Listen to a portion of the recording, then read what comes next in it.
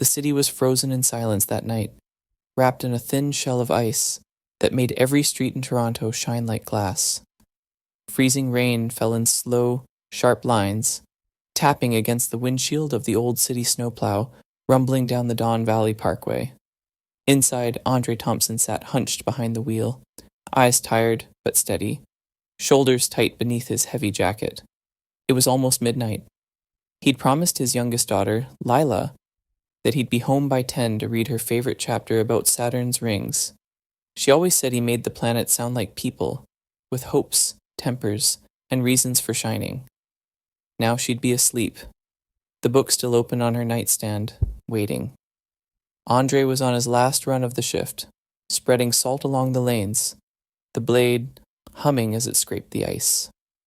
The radio muttered updates from other crews, collisions near the Gardiner, frozen intersections in North York. He was used to the rhythm of nights like this, the hum of the engine, the glow of streetlights bending through fog. But something about the stillness felt heavy tonight, as if the whole city was holding its breath. Then came the flash. A silver SUV ahead swerved out of nowhere, spinning wildly across the slick lanes. The tires screamed, the headlights twisted, and in a single, terrible instant, the vehicle slammed into the concrete barrier. Metal shrieked. Sparks exploded against the ice. Andre's foot hit the brake, his body bracing as the plow slid several meters before stopping. For one heartbeat, he sat frozen, staring at the crushed car steaming in the dark. Then he grabbed the emergency hammer from the dashboard, threw the door open, and stepped into the storm. The cold hit like a slap. Wind howled through the valley, pushing pellets of ice into his face. He jogged toward the wreck, boots slipping on the slick pavement. The SUV was crumpled against the divider, one headlight flickering weakly. Inside, through the shattered windshield, he could make out a figure, a woman, motionless, her hair falling over her face. He banged on the driver's window, shouting, "Can you hear me?" No answer. The smell of gasoline was strong now, sharp and sour. He pulled at the door handle, it wouldn't move. The frame had buckled. Circling to the other side, he found the passenger window half cracked from the impact. He swung the hammer hard. The glass splintered, then gave way, shattering inward. He reached through, unbuckled her seatbelt, and eased her forward. Her pulse was faint, but there. She was dressed in a silk blouse, a diamond watch flashing against the emergency light from his truck. Someone important, maybe. But that didn't matter. Right now, she was just someone who needed saving. A hiss rose from the engine. Then the sparks came. Fire began to bloom under the hood, small at first, then growing fast. Andre slid his arms under her shoulders and pulled, boots scraping, his breath coming in bursts of steam. He stumbled once, but didn't stop until they reached the snowy embankment. He laid her down gently, shrugged off his heavy parka, and covered her with it. Her skin was cold against his gloves, her lips pale, but she was breathing. He unclipped the radio from his belt. "City Unit 14 reporting a collision on the DVP southbound near Exit 3, he said, voice steady. "One unconscious driver. Possible fire? Requesting immediate EMS and fire response." "Copy that," came the reply. Static crackling. Andre looked back. The flames had swallowed the front of the car, orange against the black sky. Sirens wailed somewhere in the distance, echoing through the valley. He turned to her, kneeling close so she could hear him if she woke. "You're okay," he murmured. "Help's coming." Her eyes fluttered open, unfocused, catching the shimmer of the firelight. "Cold," she whispered. "I know," he said softly, tightening the coat around her. "Stay with me." She blinked, barely conscious. "Who are you?" "Just someone heading home late." Her hand twitched, brushing his wrist. Then her eyes closed again. Andre stayed beside her until the red and blue lights filled the night. The reflection of the siren spilled across the ice like ribbons of color. Blue, red, white, and gold. It made the whole road look alive, pulsing like the city itself was breathing smoke. When the firefighters arrived, Andre backed away as they doused the car, their boots crunching over the ice. Paramedics lifted the woman onto a stretcher, wrapped in silver blankets, oxygen masks secured. One of them looked up at him. "You the one who pulled her out?" "Yeah." The medic gave a slow nod. "You saved her life." Andre didn't answer. He just watched as they loaded her into the ambulance. The doors closed, the sirens rose again, and the vehicle disappeared into the distance, its lights flashing through the frozen fog. He stood there for a long moment, the snow falling soft and steady, already trying to erase the tracks they'd made. His plow idled on the shoulder, engine humming, waiting like an old friend. He climbed back in, sat with his hands on the wheel, and stared at the mirror where the last flicker of fire still burned.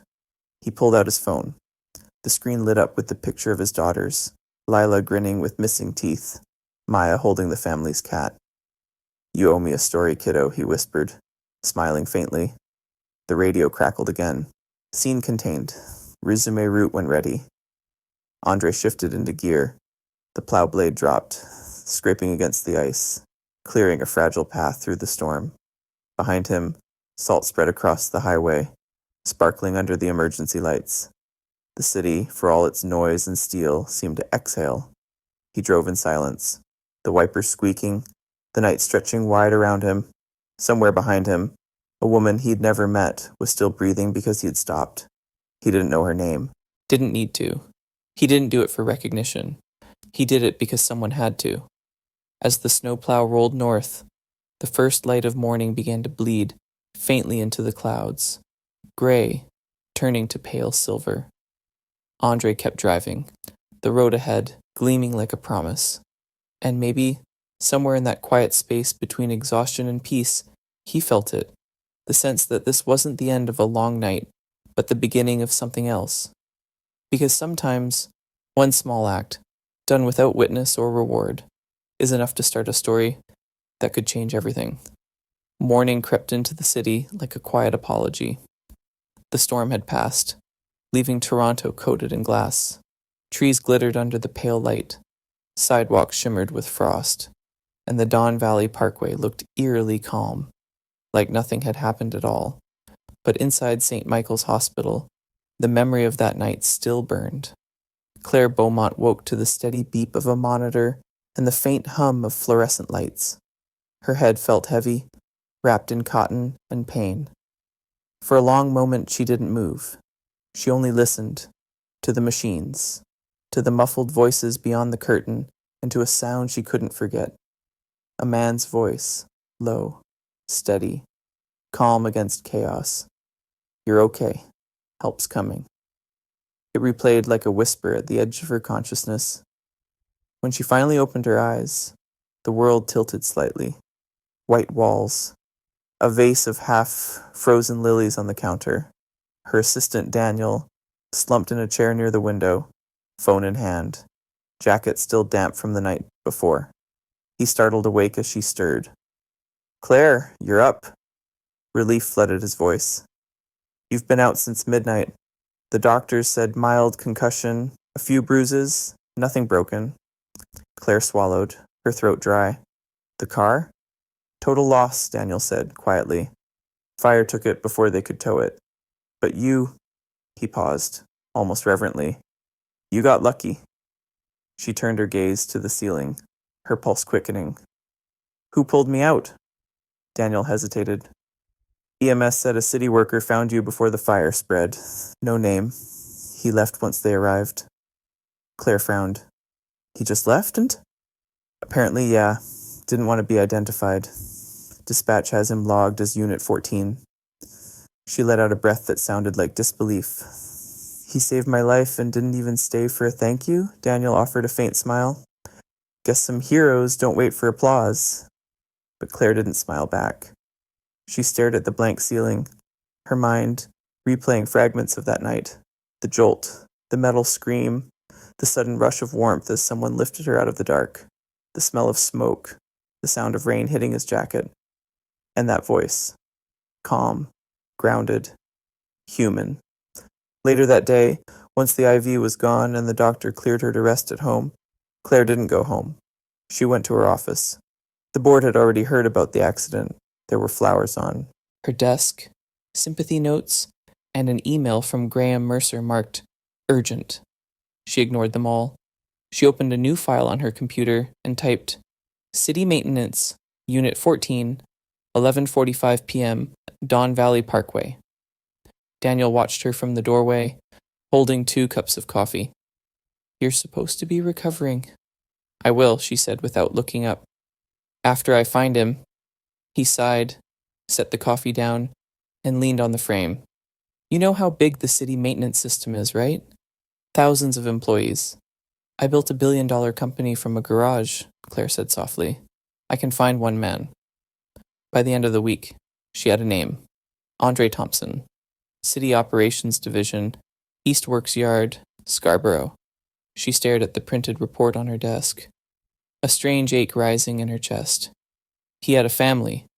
2 daughters, according to his employee file. Tenure, 8 years. Commendations, none. Disciplinary actions, none. A man who showed up, did his job, went home. Claire found herself staring out the window of her office at the skyline.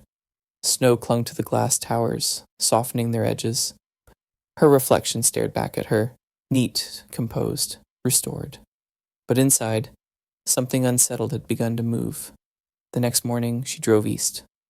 Past the rows of brick houses, past the salted intersections where kids trudged to school in 2 big boots. The GPS led her to a chain-link gate marked City Maintenance, Authorized Vehicles Only. Trucks were lined in rows, engines idling. Workers in reflective jackets moved between them, laughter and breath steaming in the cold. Claire stepped out of her car, boots crunching on the salted ground. Her breath clouded in the frigid air. She stood there for a moment, out of place in her wool coat and leather gloves. A man looked up from tightening a plow blade, broad shoulders, dark eyes, the same steady calm she remembered from the voice in the storm. Andre. He didn't seem surprised to see her, only curious. You lost? He asked, wiping his hands on a rag. No, she said, her voice quieter than she intended. I was looking for you. Ma'am, if this is about a city permit, the office... It's not about a permit, she cut in. You pulled me out of my car last week. Andre blinked once, realization dawning. That was you? Yes. He looked away, adjusting the plow mount as if it suddenly demanded all his attention. Glad you're okay, she stepped closer. That's all you have to say? He gave a faint shrug. You're breathing, that's enough. For a moment the wind filled the silence between them, carrying the distant hum of traffic. Claire searched his face, trying to read him. You didn't leave a name, or a number. Why? Andre's eyes met hers. Didn't seem like you'd need either. I would have liked to say thank you properly. You just did. Something in his tone was simple but final, like a doctor closing gently. Claire exhaled, frustrated and oddly moved. She looked around, the clang of metal, the scrape of shovels, the smell of diesel. This was his world, not glass boardrooms or catered lunches. The ground here was uneven, real. You have kids, she said softly, glancing at the photo pinned inside his truck. A pair of smiling girls in red scarves. Andre followed her gaze. Yeah, Maya and Lila. They must be proud, he smiled faintly. They just want pancakes on Sundays. The honesty in that answer made her chest tighten. No performance, no polish. Just truth. She pulled a card from her pocket. If you ever need anything, he shook his head before she could finish. I don't. She hesitated. Not even a thank you dinner? He gave a quiet chuckle. You'd be surprised how bad I am in fancy places. The corner of her mouth lifted despite herself. I'll take my chances. Andre turned back to the truck, sliding the wrench into place. You don't owe me anything, Ms. Beaumont. I know, she said, but maybe I owe myself the chance to know the person who saved my life. He paused, just long enough for her to notice. Then he nodded once, still not looking at her. Then I guess I'll see you around. She left him there, walking back to her car through the cold morning air. As she drove away, she glanced in the mirror. Andre stood where she'd left him, watching the snow drift across the yard. For the first time in years, Claire felt something unfamiliar, a quiet pull toward the ordinary. toward someone who didn't live in her world but had stepped into it when it mattered most. And somewhere deep inside, she knew this wasn't the last time their paths would cross. Because sometimes the people who save us don't disappear into the night. Sometimes they're the ones the universe insists we find again. 2 days passed before Claire saw him again, though she couldn't quite explain why she wanted to. Maybe it was the way he'd looked at her without awe or judgment, just quiet recognition, like she was another person trying to get through a long winter. That kind of honesty was rare in her world, rarer still since success had built its own walls around her. She stood at the edge of her mother's old property in Rosedale, the garden stretching out before her like a forgotten promise. Once, it had been alive with roses and lavender, bees humming through the air, the greenhouse shining like a jewel in the back corner. Now, weeds claimed the pathways, ivy swallowed the glass, and the iron gate creaked in protest every time she touched it. The house had been empty for years. She'd kept it only because she couldn't bring herself to sell it. It was the last piece of her parents she still had, a place frozen in time, untouched by the noise of Bay Street. That morning, as she looked at the decaying trellis and frost-bitten flower beds, she thought about Andre Thompson, the man who didn't want thanks. A man who worked with his hands and probably knew exactly what this place needed to breathe again. She made the call that afternoon. When Andre answered, his voice was low, steady, like it had been on that stormy night. Thompson speaking. Mr. Thompson, this is Claire Beaumont. A brief pause. I remember. I was wondering if I could speak to you about something outside your usual work hours. There was another pause, heavier this time. I'm listening. I have an old property in Rosedale, she began. My family home. There's a greenhouse and a garden that have fallen apart over the years. I'd like to restore them, make them part of a seasonal program, community workshops, that sort of thing.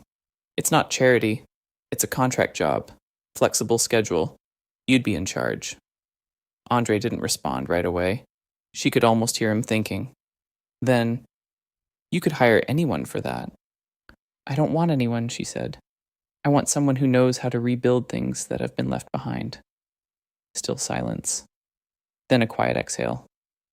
Ma'am, with all respect, I don't take charity dressed up as work. Claire stiffened slightly, but her voice stayed calm. It's not charity, Mr. Thompson. It's collaboration. I'll pay fair city rates, you'll have full autonomy, and I'll stay out of your way. He gave a soft, skeptical laugh. That right there sounds like charity. Then consider it an opportunity, she said, for both of us. When the line went quiet again, she almost thought he'd hung up. Then came his reply, slow and careful. I'll think about it, and he did. That evening, Andre sat at the small kitchen table in his Scarborough apartment, the hum of the refrigerator filling the quiet. Maya and Lila sat across from him, bent over their homework, pencils scratching softly. The smell of grilled cheese and tomato soup lingered in the air. Comfort food for a night that needed warmth. Layla was the first to notice the faraway look in his eyes. You're thinking again, she said, swinging her legs. He smiled faintly. That's what dads do. Is it about the lady from the accident? Maya asked, without looking up from her math sheet. She was 12 going on 20, with her mother's careful eyes. Andre chuckled softly. You two have ears everywhere. She was nice, Lila said. You said she said thank you. She did. Then what's wrong? Andre hesitated. How could he explain pride to them? How could he explain that after years of scraping by, working 2 jobs, skipping meals so the girls could have new winter boots, the idea of being helped by someone like Claire felt like losing ground he'd fought too hard to earn? She offered me a job, he said finally. Maya looked up. Like a real job? Restoring her garden, fixing things up. That sounds awesome, Lila said. Can we go? Andre smiled, tired but genuine. It's not that simple, sweetheart. Why not? Because sometimes, he said quietly, a gift can make you forget what you're worth. Leela frowned, not understanding. Maya tilted her head. But if it helps us, isn't it still worth something? That stopped him. He looked at his daughters. The reason he worked through storms. the reason he kept going when the world said stop. Maybe it wasn't about pride anymore. Maybe it was about giving them something better than survival. He leaned back in his chair, rubbing the bridge of his nose. You both really want to see this garden? Lila grinned. Can I bring my sketchbook? Maya smiled too. I'll bring the camera. You'll say yes. Andre sighed, a soft laugh escaping him. I haven't said yes. You will, Maya said, certain. He didn't argue. Later that night, after the girls had gone to bed, he stood by the window, looking out at the quiet street below. Snowflakes drifted under the yellow streetlight, landing softly on the hoods of parked cars. He thought about the greenhouse in Rosedale, about Claire standing there with her sharp confidence and soft eyes. He thought about how strange it was that their lives had collided in the middle of a storm, and how, for some reason, that moment wouldn't let him go. He pulled out the scrap of paper where he had written her number, the ink slightly smudged. He stared at it for a long time before picking up his phone. When she answered, her voice was calm, expectant. Claire Beaumont. It's Andre, he said. About your garden. A pause. Then quietly. Yes? I'm not promising anything, he said, but I can come by this weekend, just to take a look. On the other end, she exhaled, a sound that was almost a smile. That would be perfect, Andre glanced at the clock. 11:02 p.m., then back out the window, where the snow kept falling steady and slow. He felt something shift inside him, small but real, like the first thaw beneath a long winter. He didn't know what waited at that house in Rosedale, or what kind of person Claire Beaumont really was. But as he turned off the lights and headed toward his daughter's room, he knew one thing for sure. Sometimes the hardest part of rebuilding isn't the work itself. It's allowing someone else to hand you the first brick. And for the first time in a long while, Andre Thompson decided to see where the road might lead when he didn't drive past the turn. Saturday morning broke under a soft veil of mist, the kind that seemed to slow the whole city down, where the skyline of Toronto disappeared into a haze, and the air smelled faintly of thawing earth. Andre's old pickup rumbled down the narrow street of Rosedale, its tires crunching over a mixture of gravel and leftover frost. In the back seat, Maya and Lila leaned against the window, breath fogging the glass, their eyes wide with quiet awe as the houses grew larger and older the farther they drove. When they reached the gate of Claire's property, it stood just as she'd described, black wrought iron, the paint chipped but still dignified. The driveway stretched under a row of skeletal maples, branches bare against the gray sky. The house at the end looked like it belonged to another time. Tall windows, white columns, and the faint scent of cedar hanging in the cold. Claire was already outside, dressed not in her usual tailored coat, but in jeans, boots, and a heavy sweater the color of oatmeal. She had her sleeves rolled up, a pair of worn leather gloves tucked into her belt. The sight caught Andre off guard. It didn't fit the image of the CEO he'd seen in magazines or online interviews. She smiled when she saw them. You found it. Andre parked the truck, stepping out first, scanning the property with the practiced eyes of someone who fixed things for a living. It's something, he said quietly. It used to be beautiful, Claire replied, glancing toward the overgrown garden beyond the house. My mother planted every rose bush herself. Lila tugged at Maya's sleeve. It's like a secret garden, she whispered. Claire heard her and smiled. That's exactly what she used to call it. They followed her down a stone path cracked with frost. The garden stretched out behind the house like a memory, wild, tangled, and half asleep. Dead vines climbed the trellis, weeds claimed the flower beds, and the once grand greenhouse sat at the edge, its glass panels clouded with moss. Inside, shadows lay thick between broken pots and empty soil beds. Andre stepped closer, tracing his hand along the frame. She built this herself? With my father, Claire said softly. They started it their first year here. She kept a journal of everything she planted. Dates, weather, soil notes, even what music she played while she worked. Music, Maya asked. Jazz, Claire replied, with a faint laugh. She said it made the tomatoes grow sweeter. Andre's eyes wandered across the space, imagining what it might have looked like years ago. The glass clear, the air warm, the smell of basil and roses.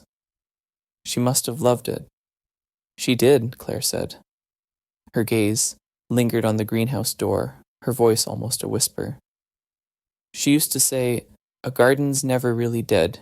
It just waits for someone to listen again." For a long moment, no one spoke. Then Claire crouched, pulling at a patch of weeds by the steps. The cold earth clung to her hands. She didn't stop. Her nails dug into the dirt, sweater sleeves slipping up her forearms. Andre blinked, surprised.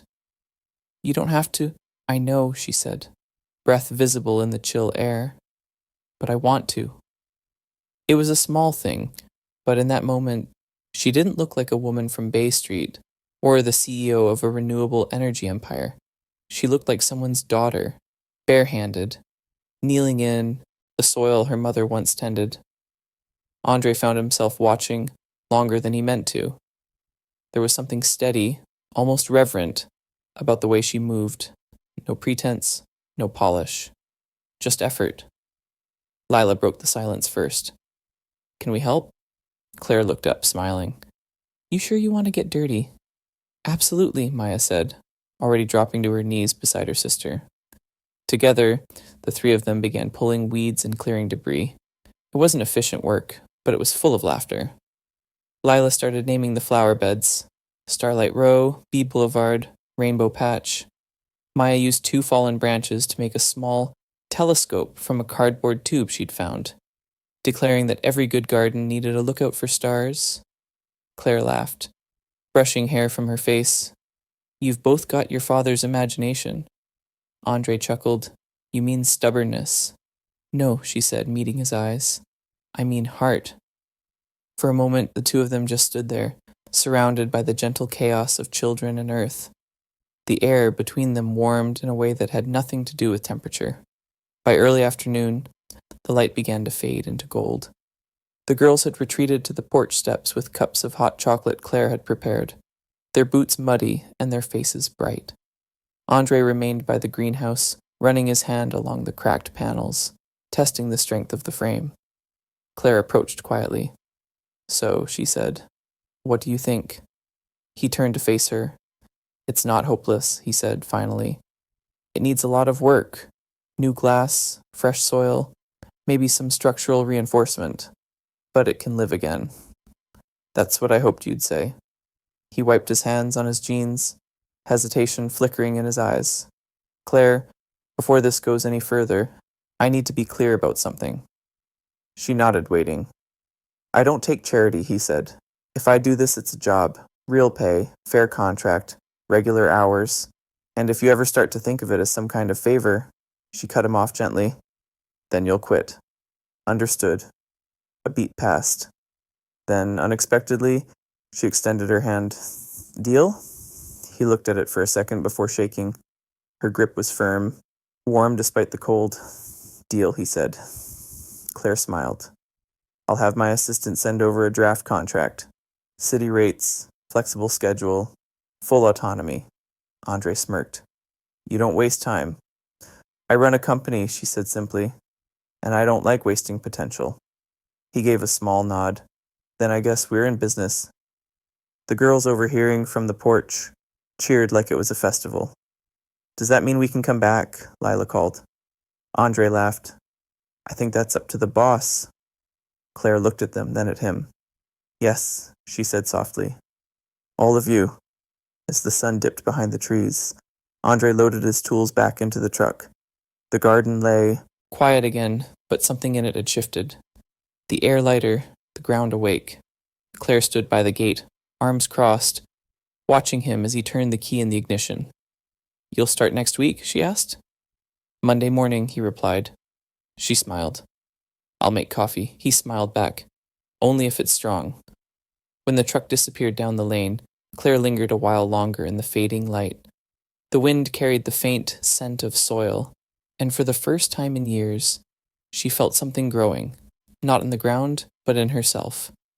And miles away, Driving back toward Scarborough with his daughters asleep in the back seat, Andre caught himself smiling at nothing at all.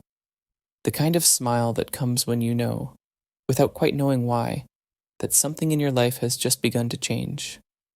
The first week passed in rhythm, like the steady pulse of something awakening after a long sleep. Morning after morning, Andre's old pickup rolled down the Rosedale lane, its tires leaving tracks that the sun melted by noon. By the time he arrived, Claire was already outside, sometimes with a mug of mint tea steaming in her hand, sometimes kneeling in the dirt with a clipboard full of plans. The garden had started to change. Not dramatically, not yet, but in subtle ways that only people who paid attention could see. The air smelled different. Less of rot, more of life. The soil turned softer under Andre's shovel. The weeds were giving up their hold one by one. Montage moments played out like the slow heartbeat of spring. Andre hammering new beams into the greenhouse frame, his flannel sleeves rolled to the elbow. Claire sketching design notes at the picnic table, cross-referencing native plants for a pollinator corridor she wanted to build. The girls chasing each other down the stone paths with a golden retriever, their laughter threading through the hum of work.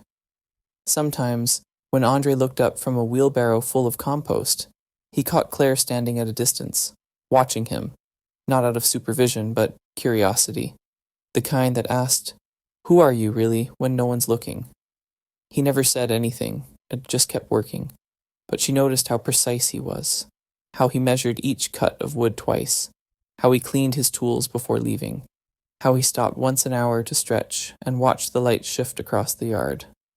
Claire, for her part, surprised herself. After years of managing spreadsheets and investors, she found something grounding in the act of planning this space. She'd renamed it the North Line Garden Renewal Project, though privately she called it her mother's garden reborn. She read late into the night about soil regeneration, native bees, and biodiversity. She even drafted a small proposal to tie the project into Northline's sustainability outreach, half business, half personal redemption.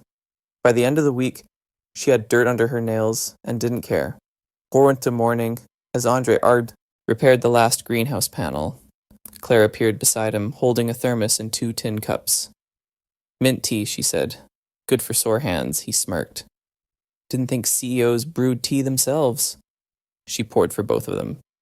"Didn't think snowplow drivers rebuilt greenhouses either." He grinned, conceding the point. Steam curled between them in the cold air, carrying the scent of mint and something faintly sweet. Later that afternoon, Claire stood before the greenhouse door, hands on hips. The sun caught the glass, newly cleaned, throwing fractured light across her face. Inside, Andre tested the hinges, the metal groaning once before settling. "It's sturdy now," he said, wiping his brow. "Better than sturdy," she replied. "It's alive." He gave her a sidelong look. "It's a building, Claire." She smiled. "Not to me." That night she sent a message. "Dinner tomorrow? My turn to thank you properly." Andre hesitated before replying. "You really don't have to. I know. That's why it matters." So the next evening, he arrived at the house, not in his work boots, but in his one decent pair of shoes. Hair combed back, hands still rough but clean.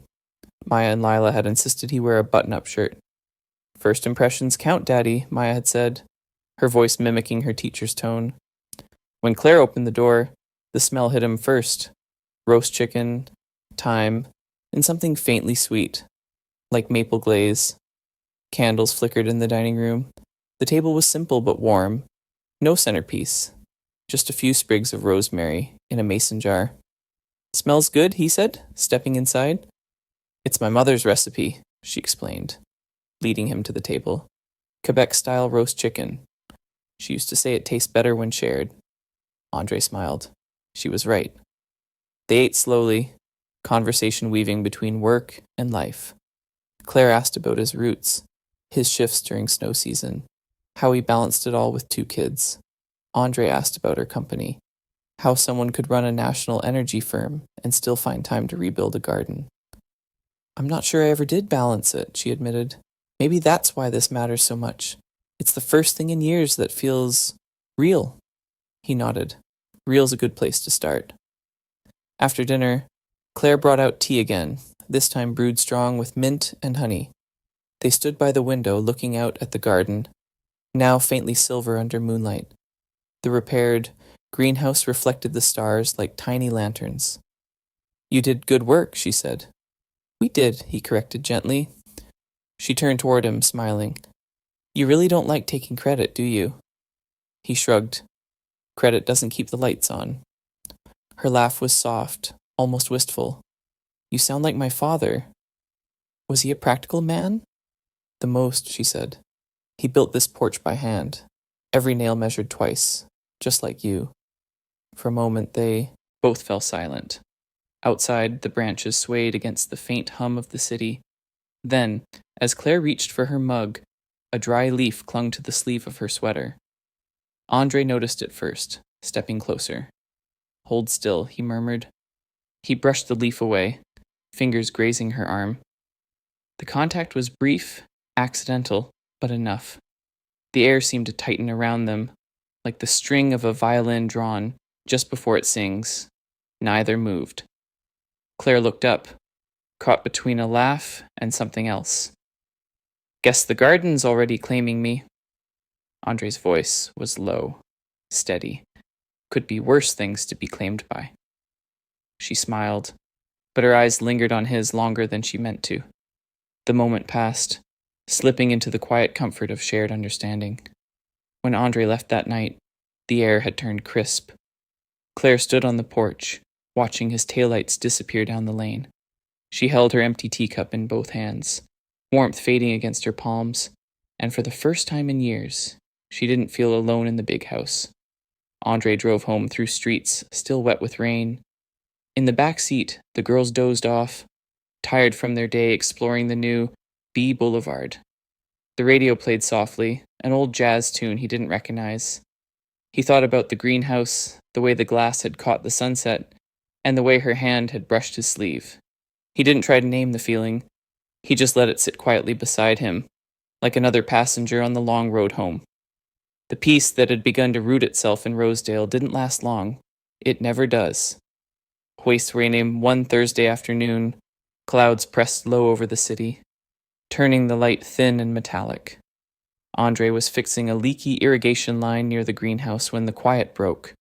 The growl of an expensive engine, too polished for the neighborhood. A black sedan turned into the drive, its chrome glinting through the mist. The man who stepped out was the kind you could spot a block away. Tailored gray coat, perfect hair, phone already in hand. Even the way he shut the car door sounded expensive. Andre wiped his hands on a rag, his instincts tightening. This wasn't a friend dropping by. Claire appeared at the porch before he could call for her. She froze when she saw the man, her posture shifting, shoulders squared, smile professional, like she'd just stepped onto a stage she'd sworn she'd left behind. "Graham," she said evenly, "I didn't expect you here." "Clearly," he replied, walking toward her, "you've been hard to reach. So I thought I'd take the scenic route to find my CEO." Andre didn't need an introduction. He knew the type. Powerful, polished, and convinced the world was his to arrange. So this was Graham Mercer, chairman of Northline, the man who believed kindness was a weakness and efficiency a religion. Their voices carried just enough for Andre to hear the edge in each word. Graham gestured toward the greenhouse with a mocking smile. "So this is where you've disappeared to, while the rest of Bay Street wonders if you've gone off-grid." Claire crossed her arms. "It's called taking a step back, Graham. You should try it." "I don't get paid to step back," he said smoothly. "I get paid to move forward. And right now, investors are nervous. 2 quarters without your hand on the wheel, and our sustainability spending has ballooned. These community initiatives, gardens, solar grants, local partnerships, they're distractions, expensive ones." Claire's jaw tightened. "They're part of a long-term strategy." He cut her off with a laugh, sharp as glass. "Long-term doesn't pay dividends. You built a company on results.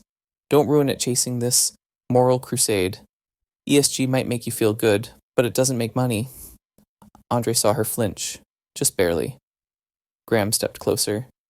"You're not a gardener, Claire. You're a shark. And sharks don't survive on flowers." Silence stretched between them, cold and heavy. Then Claire said quietly, "Maybe that's the problem. Maybe I'm done pretending I have to bite to stay alive." Graham's eyes narrowed.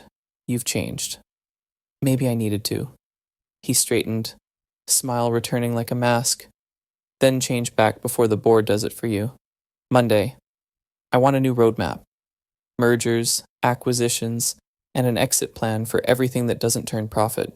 No more distractions. Understood?" He didn't wait for an answer. The door of the sedan slammed, tires spit gravel, and he was gone. Claire stood frozen on the porch, arms folded against the wind. Andre approached slowly, wiping the last of the grease from his palms. "That one doesn't sound like a friend." She forced a thin smile. "He thinks he's saving me from myself." Andre shook his head. "That's not saving, that's owning." Her eyes drifted toward the greenhouse. "He's not wrong about everything, you know. I built Northline. People depend on me. Hundreds of jobs. I can't just walk away because it feels good to dig in the dirt." Andre met her gaze, calm and unshaken. "You didn't come here to dig. You came here to breathe. There's a difference." She looked at him then, really looked. "It's easy for you to say. You don't have shareholders, deadlines, the press." He leaned against the porch rail, voice low. "No, just two kids who watch me every day. And if I let the world tell me who I am, they'll grow up thinking that's normal.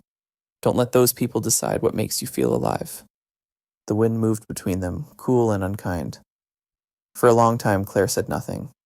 Then she whispered, "You make it sound so simple." Andre's smile was small, almost tired. "It isn't, but it's worth it." Her breath caught, not from the cold, but from the way he said it. Quiet conviction, no judgment. She turned away, blinking against the sting behind her eyes. "You should clean up," she said softly. "Dinner's soon." He nodded but didn't move. "You'll be okay?" She hesitated. "I don't know, but I will be." Andre gave a small nod, then walked toward the shed. Claire stayed by the porch, watching him cross the garden. The way he moved steady and sure, the way he made space without saying a word. When he disappeared behind the greenhouse, she exhaled, pressing her hand against the wooden rail. The silence that followed wasn't empty. It was heavy with choice.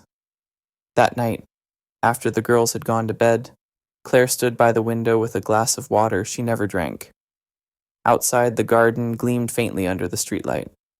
Andre was coiling the hose, his breath rising in pale clouds.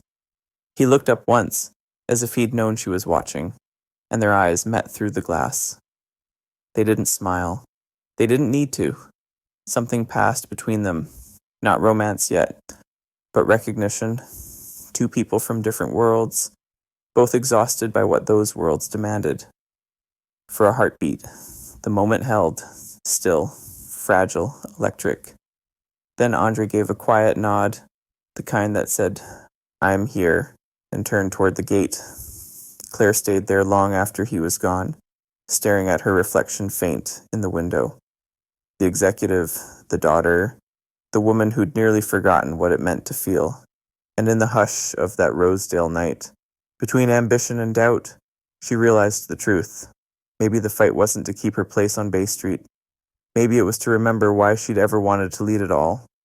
Monday arrived like a storm, without thunder.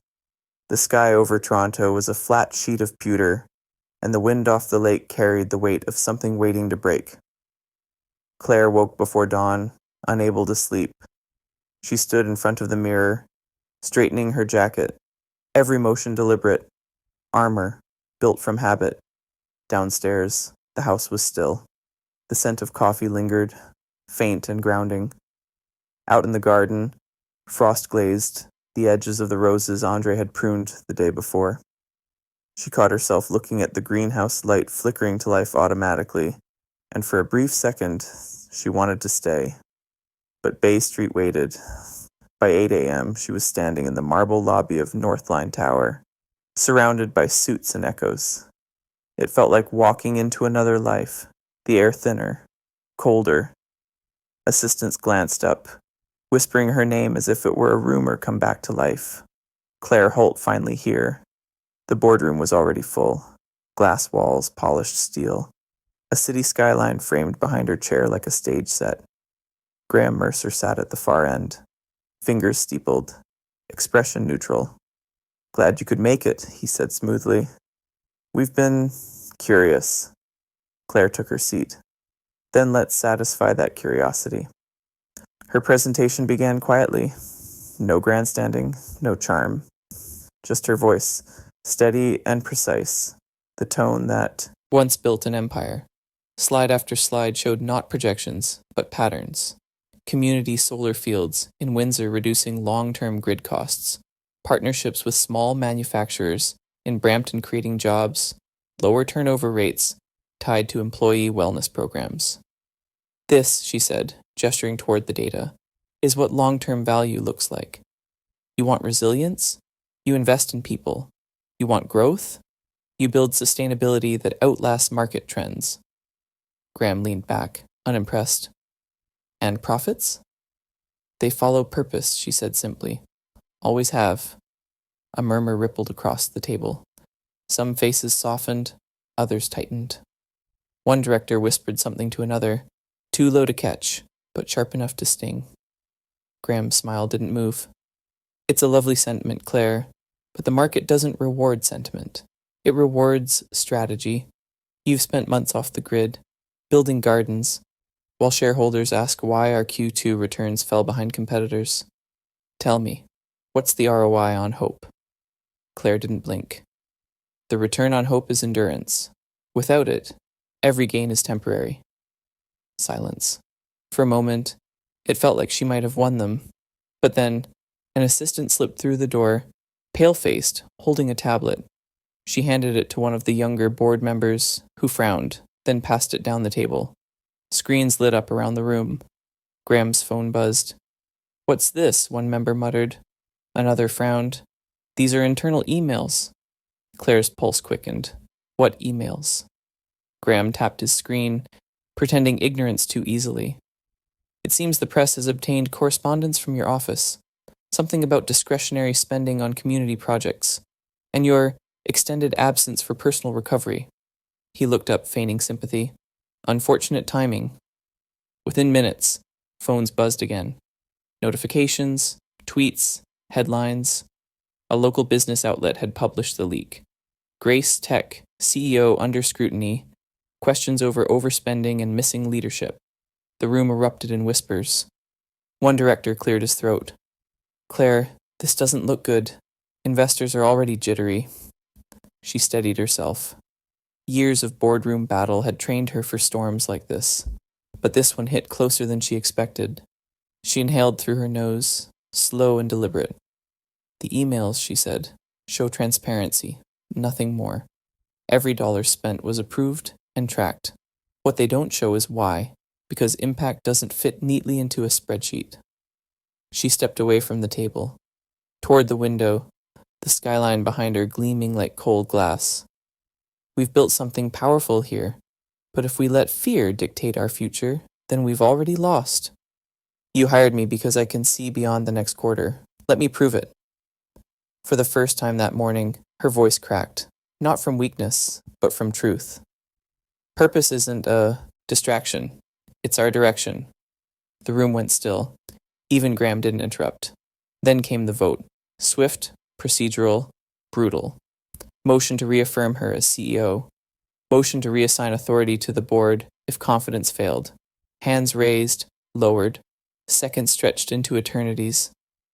The final count, 7-6. Claire stayed. Barely.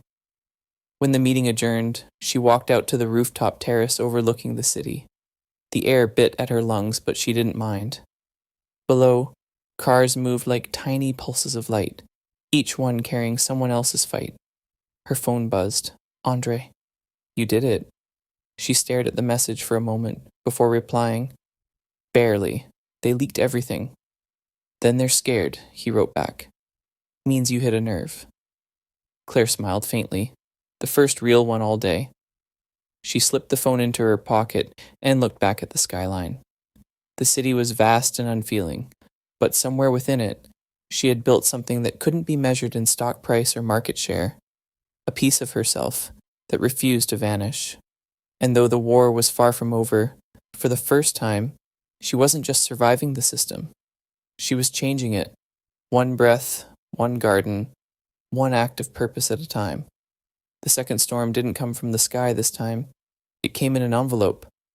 3 weeks after the board vote, just as Northline's stock began to steady, Claire found herself in a conference room that smelled faintly of burnt coffee and anxiety. Across from her sat Agent Whitmore of the Ontario Securities Commission, flanked by Priya, her legal counsel and oldest ally.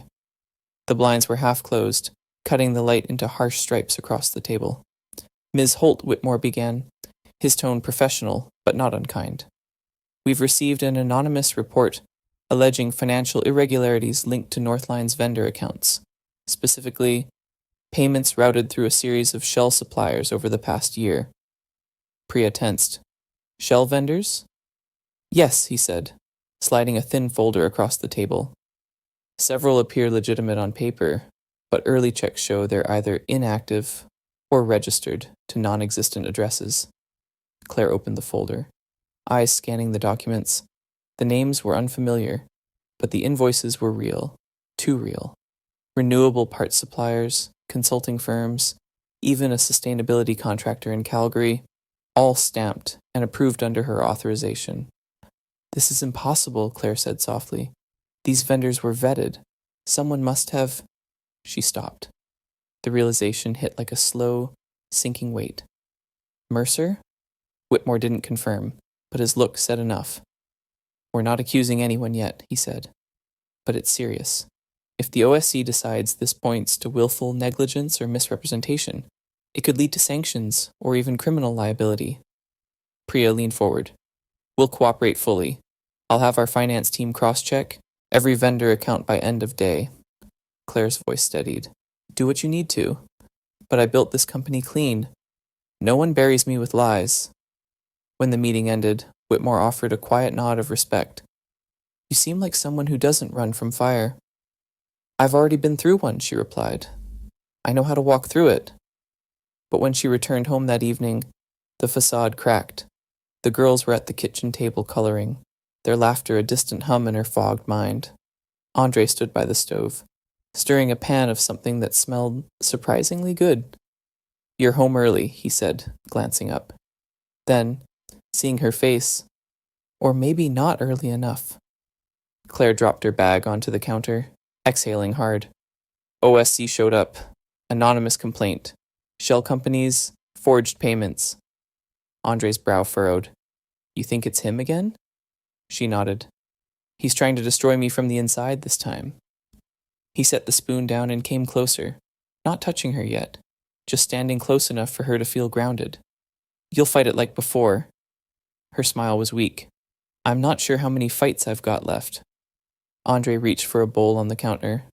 Then you sit. We'll hold the line tonight. Dinner that night wasn't fancy, but it was perfect in its chaos. Andre had improvised. Fries, gravy, cheese curds, and jerk-seasoned chicken. Scarborough-style poutine, he announced proudly. The girls cheered. Claire tried to eat, but exhaustion pressed down on her shoulders like a weight she couldn't shake. Lila made her laugh once, something about gravy physics, but even that couldn't lift the haze completely. She excused herself halfway through the meal, claiming she needed air. Minutes later, Andre found her in the hallway, leaning against the wall, one hand gripping the frame for balance. Her face had gone pale. Claire, he said sharply, catching her before she fell. I'm fine, she whispered, but her body said otherwise. He lowered her gently onto the couch, calling her name until she stirred again. The girls hovered nearby, wide-eyed and silent. Call Priya, Andre told Maya calmly. Tell her I'm taking your mom. He paused, catching himself. Claire to the hospital. The emergency room smelled like disinfectant and rain-soaked coats. Hours passed in fragments.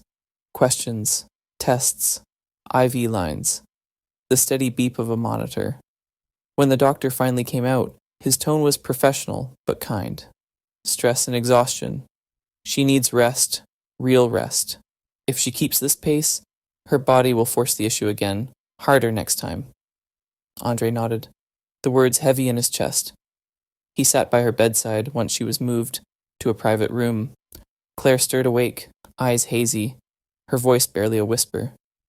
I told you I was fine, he smiled faintly. You're terrible at lying. She tried to sit up, but he gently pressed her shoulder down. Not this time, he said softly. You don't have to carry it all. Her eyes met his, tired, raw, vulnerable.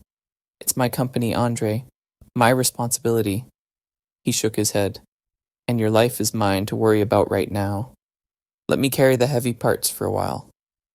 For the first time, she didn't argue. The silence that followed wasn't awkward. It was the kind that happens when someone finally allows themselves to stop fighting gravity. Outside, the night deepened, snow beginning to fall again.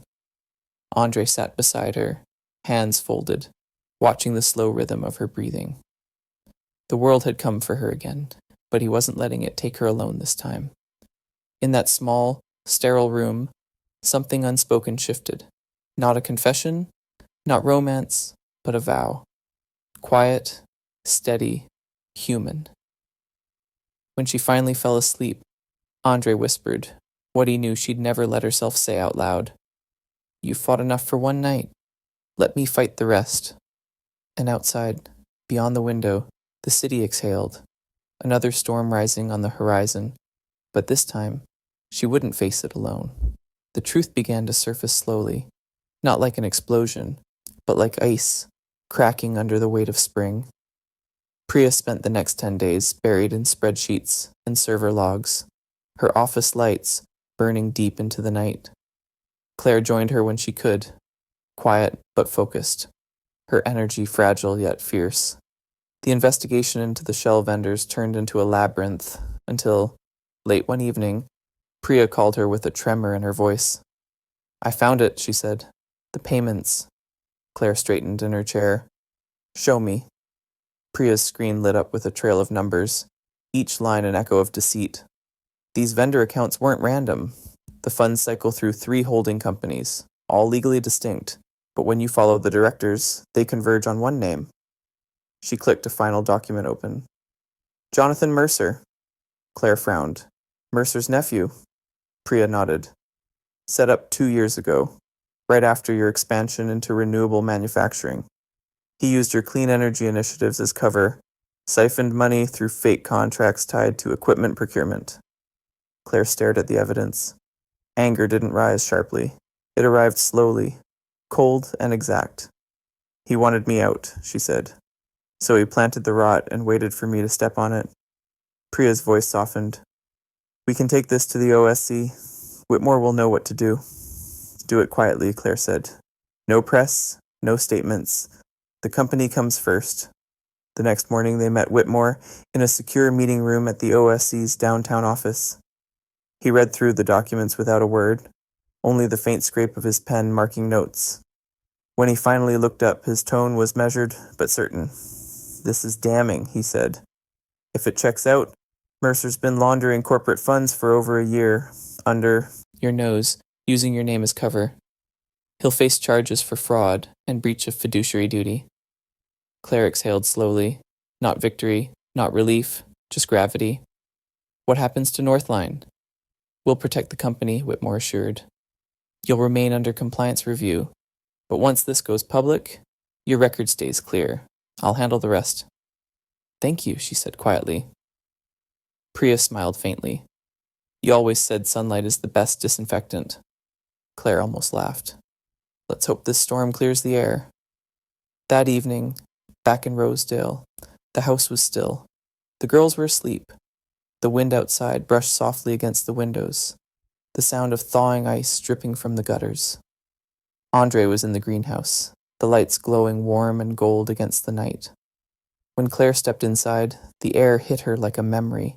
Soil, mint, rosemary, the faint sweetness of something alive.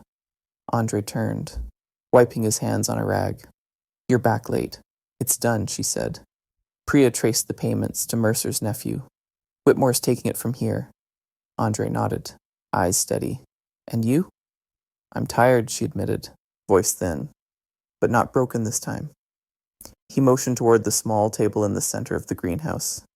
2 plates waited, roasted vegetables, fresh bread, and a single candle flickering between them. "You made dinner?" she asked, surprised. "Figured we both earned it." They ate mostly in silence, the kind of silence that doesn't need filling. It breathes on its own. Outside, rain began to patter gently against the glass, each drop catching the candlelight like liquid amber. Claire set her fork down. "You know," she said softly, "for years, I thought success meant control, but every time I tried to hold everything too tight, it just slipped away." Andre leaned back, studying her face. "Control's overrated," he said. "Some things only grow when you stop fighting the weather." She smiled faintly. "You talk like a poet," he chuckled. "More like a man who spent too much time fixing broken things." Claire looked at him for a long moment, her expression softening. "Andre," she said quietly, "I don't want promises, not the kind people make when they're scared of losing. I just want presence, the choice to stay, not forever, just each day as it comes." He reached across the table, his hand finding hers. "Then that's what we'll do," he said. "No vows, no fireworks, just a choice, every day." Her fingers tightened slightly around his. "That sounds a lot like peace." "It is," he said, "the kind that doesn't need to prove itself." For a while they sat that way, the candle burning low, the rain soft against the roof, the world narrowing to 2 people, and the quiet hum of something blooming between them. Outside, the city pulsed with headlines and noise, the investigation already beginning to turn. By morning, Mercer's name would surface in whispers on Bay Street, and the same men who once doubted Claire would scramble to distance themselves. But none of that mattered tonight. In the greenhouse, surrounded by the scent of earth and light, Claire and Andre found something rarer than victory, calm after the storm. And as she leaned back, eyes half closed, listening to the rhythm of rain and his slow, steady breath beside her, she thought, maybe this is what survival really feels like. Not winning, but resting without fear. By spring, the garden was no longer a secret. What began as a quiet refuge had turned into something bigger, a heartbeat echoing beyond the fences of Rosedale. It started with Andre's idea, as most simple revolutions do. "What if we open it up?" he'd said one morning, hands buried in the soil. "Let people come, plant, learn, sell what they grow." Claire had looked at him hesitant. The garden had always been personal, a memory, a sanctuary. But as she watched Maya and Lila teaching a pair of neighbor kids how to plant basil, she realized he was right. So they called it Root and Rise Toronto. Andre built the structure from the ground up, literally. He gathered a handful of volunteers from Scarborough, a few students from the local community college, and even retirees from the neighborhood who missed the smell of fresh soil. Claire reached out to Evergreen Brickworks and arranged a partnership, educational workshops on sustainable gardening, youth internships, and pop-up farmers markets, hosted right on the Rosedale property. By the first weekend of May, the once private garden had transformed into a living classroom. Rows of seedlings stretched beneath the sun, tables lined with mason jars and herbs, local artisans selling honey and soap beside teens learning how to handle compost. A handmade wooden sign stood at the gate, painted by the kids. Root and rise, grow, give, gather. The first market drew a small crowd. By the third week, there were news vans parked along the street. A reporter from the Toronto Star wandered through with a camera crew, eyes wide as she watched Andre teaching a group of high schoolers how to check the pH of the soil. "You're the founder?" she asked. Andre shook his head. "Just the gardener," he said. "But this," he gestured around, "this belongs to everyone." The story that aired that night wasn't about scandal or CEOs. It was about rebirth, about how a community garden in the heart of Toronto had become a symbol of second chances. The footage showed Claire speaking to a group of interns about renewable energy and local impact, her sleeves rolled up, laughter soft, genuine. The segment ended with a shot of Andre and the girls handing out free seedlings to passersby. The headline read, "From Wall Street to Wildflowers, How a Garden Brought Toronto Back to Life."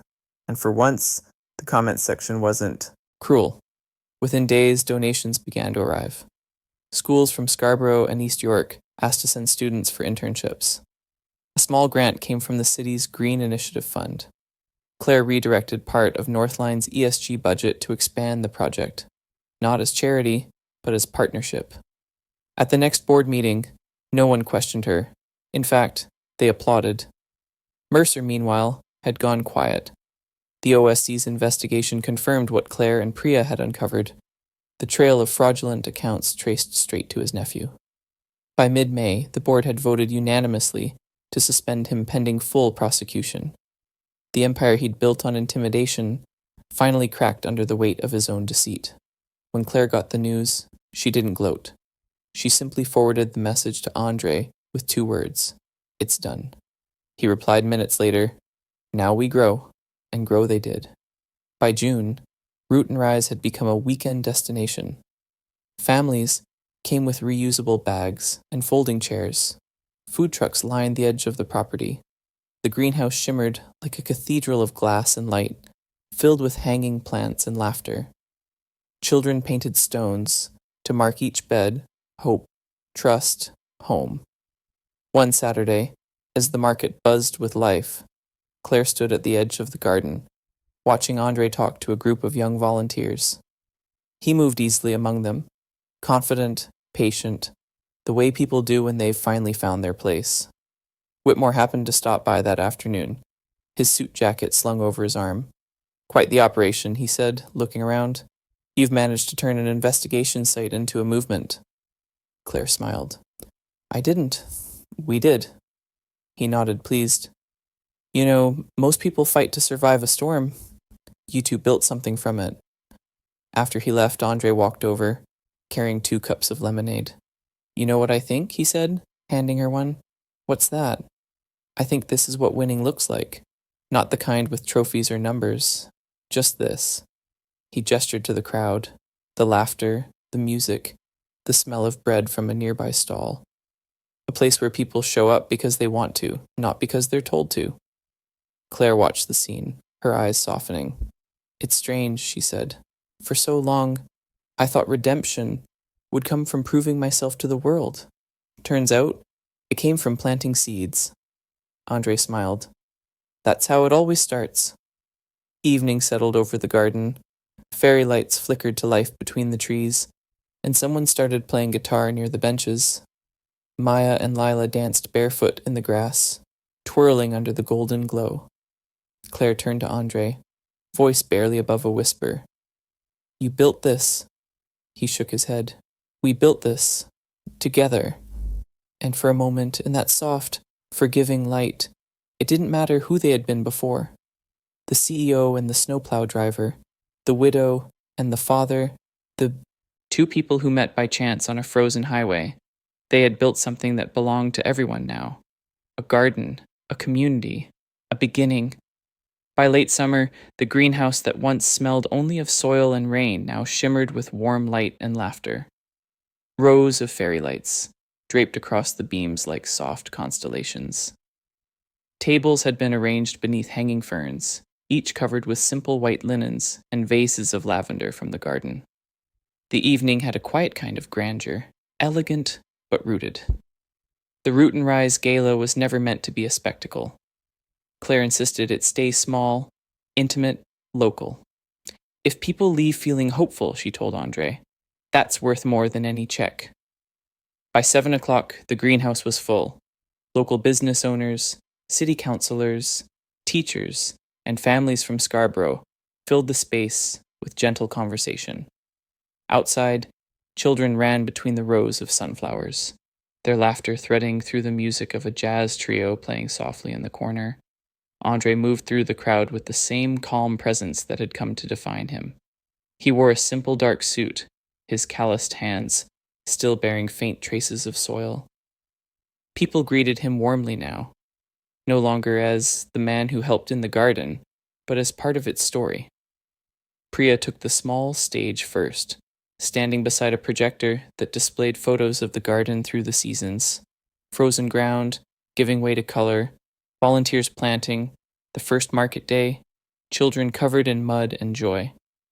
None of this was built on ego or profit, she began. It was built on patience, on partnership, and on belief. So tonight, we're planting another seed, she paused, smiling toward Claire and Andre. It's my honor to announce the launch of the Beaumont and Thompson Garden Fellow Scholarship, named after two families, whose choices turned one garden into a movement. Each year, it will fund youth internships in urban sustainability, connecting classrooms from Scarborough to the city's green spaces. Applause rippled through the greenhouse. Claire blinked back tears, the words catching her off guard. She leaned toward Priya afterward and whispered, "You didn't tell me?" Priya smiled. "You'd have said no." When the music softened again, Claire took the microphone. She stood at the center of the greenhouse, framed by vines and soft amber light. Her voice, when it came, was low but unwavering. "Not long ago," she said, "this place was forgotten. It was overgrown, unkept, a reflection, maybe, of where I was in my own life. I thought success meant expansion, scale, control. I was wrong. Legacy isn't the balance in a bank account. It's the backyards we bring back to life, the hands we teach to plant again, the moments when strangers become neighbors." She paused, scanning the crowd. Faces she had come to know. People who had once been divided by circumstance, now united by shared soil. "This greenhouse taught me something about time," she continued. "You can't rush growth. You can't measure it in quarterly reports. Sometimes the most important work happens quietly, in dirt, in doubt, in patience. And when it finally blooms, you realize it was never about what you built for yourself, but what you built with others." The audience fell silent for a beat, then broke into applause, slow, rising, heartfelt. Andre stood near the back, watching her with quiet pride. For a man who preferred fixing things to speeches, seeing her like this, strong, grounded, luminous, was enough. But then Claire caught his eye, and something passed between them, not invitation, but understanding. He walked forward. The applause softened as Andre stepped up beside her. Claire turned slightly, her expression open, calm. For a moment, the noise of the evening faded. The chatter, the cameras, the city itself. He took her hand. Not dramatically, not for show. Simply, honestly. A small gasp rippled through the crowd, followed by a warm, collective smile. There was no speech, no announcement. The gesture said everything. This was partnership, not performance. Two people who had weathered fire, frost, and fear, now standing in the same light together. Claire squeezed his hand once, then looked back at the audience. "This," she said quietly, "is what hope looks like." Outside, the first stars began to appear. The reflection of the greenhouse shimmered on the pond like a second sky. The jazz trio eased into a slower tune, something gentle, like gratitude put to melody. Children released paper lanterns into the air, their glow floating upward through the night. The guests lingered, laughing softly, reluctant to leave. Priya stood by the door, watching them go with tears in her eyes. "They'll talk about this night," she said to Andre later, as he helped her stack chairs.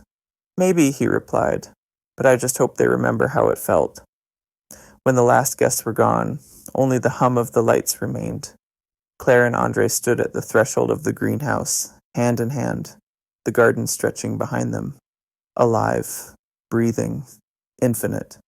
It wasn't just a love story now. It was a legacy. By the time the frost began to lift from the city, Toronto felt softer, as if even the glass towers had exhaled. The long winter had loosened its grip. Snowmelt ran along the curbs like silver veins, and light filtered through in a way that made everything, even the gray, seem alive again.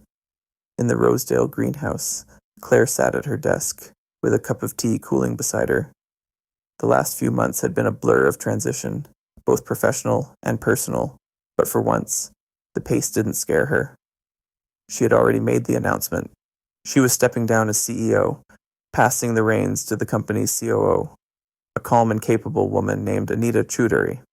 Claire would remain executive chair, guiding the company's long-term vision, rather than driving it day to day. I'm sure some had called it a graceful exit, but to Claire, it wasn't an exit at all. It was a recalibration, the kind that comes only after surviving storms. That morning, she reread the internal memo one last time before sending it to the press office. The final line was simple. A company like a garden must evolve beyond its founder's hands. Leadership is not possession, it's stewardship. She hit send, leaned back, and smiled faintly. For the first time in years, her shoulders didn't ache with tension. Outside, Andre was loading wooden crates into the back of the pickup, the first official supplies of the newly registered Root and Rise Toronto Cooperative. The paperwork had come through last week, signed by both of them. It was now a legal nonprofit, with Andre as managing director and Claire as its community advisor. He still teased her about the title. Advisor? You mean boss. Co-founder, she corrected, grinning. Still sounds like bosses, he said. This morning, he was meeting a group of volunteers from Scarborough to expand the weekend market into a year-round program, winter greenhouses, composting workshops, and mentorship for single parents entering trades. He worked with a quiet kind of pride, one that came not from building empires, but from watching others grow. In the kitchen, Maya sat at the table, her head bent over a science project, a homemade solar water purifier built from old bottles and tubing. I think it works, she exclaimed, as the first drops condensed into the glass jar. Andre leaned over her shoulder, impressed. Looks like the future scientist of the family is on fire. From across the table, Lila looked up from her notebook. She's not on fire, Daddy. She's glowing, she grinned, tapping her pencil. I'm writing something too. What's it about this time? Claire asked, joining them. Lila flipped the notebook around. The title, written in careful block letters, read, The Man in the Ice Rain. Andre blinked. That sounds familiar. It's about someone who doesn't think he's brave, Lila said, serious now. But he is. He just doesn't notice because he's too busy helping everyone else. Claire and Andre exchanged a look, soft, wordless, full of the kind of pride that lives deeper than words. Outside, the world had begun to thaw. The maple trees along the lane were dotted with buds, fragile and determined. The air still carried the bite of cold, but underneath it, you could feel something waking. By afternoon, the garden filled with people again. Volunteers, children, neighbors. It wasn't an event, just a Saturday. The kind of day that used to slip by unnoticed, but now felt sacred. At the center of the garden, a small red maple sapling stood waiting in a burlap wrap. Andre held the spade, its metal glinting in the light. Claire stood beside him, sleeves rolled up, hair tied back. Ready? He asked. She nodded. Together they dug. The soil was damp and heavy, rich from a year of tending. When the hole was ready, Maya and Lila helped lower the sapling in, their mittened hands brushing the roots like a blessing. Andre packed the soil gently, tamping it down with the heel of his boot. Claire poured water from a copper can, and it seeped into the earth, dark and clean. For a moment, no one spoke. The only sound was the slow drip of melting ice sliding down the glass panels of the greenhouse, the rhythm of a world in transition. Claire looked up at the sky. You know, she said softly, my mother used to plant trees every spring. Said it was her way of promising the earth she'd stay kind. Andre smiled. Seems like the kind of promise worth keeping. The girls ran ahead, laughing, chasing Jasper, their boots splashing through puddles. The air smelled of pine and thawing grass. Claire watched them, then looked back at Andre. Do you ever think about that night? The storm? He nodded once. Every time it rains, but not the fear part, just the moment it changed everything. She stepped closer, resting her gloved hand against his arm. I used to think that night was an ending. And now? He asked. She looked around, at the greenhouse, the sapling, the laughter, rising into the clear blue air. Now I think it was a beginning disguised as one. He chuckled softly. That's Canada for you. Even endings freeze before they bloom. She laughed. The sound carried on the wind like something lighter than memory. The camera of the world, if there had been one, would have pulled back then, rising above the garden, over the row houses of Rosedale, over the slow shimmer of the Don Valley Parkway, where the first scene of their story began. Down below, two figures stood side by side beside a young maple tree, their hands still dirty, their faces turned toward the thawing light. The ice dripped gently from the greenhouse roof, steady, certain, melting into 1,000 tiny reflections. And in that soft, forgiving brightness, winter finally let go. Canada had entered spring,